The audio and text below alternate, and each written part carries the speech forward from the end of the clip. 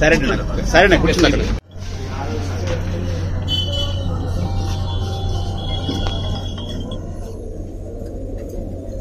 కష్టకాలంలో పార్టీని మాత్రం మీరు ఉన్నారు కాబట్టి మిమ్మల్ని అడిగి సలహా తీసుకునేది సీఎం గారు కూడా.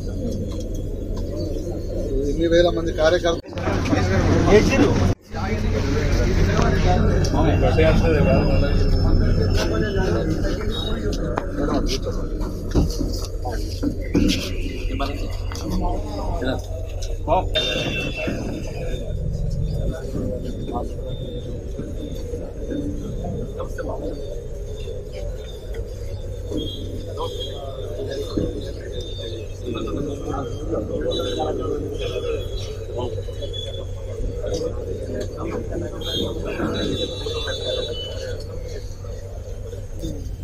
ఉనికిని కాపాడుకుంటూ కార్యకర్తలను కాపాడుకుంటూ మరి పార్టీ గురించి ఎంతో కృషి చేసేది.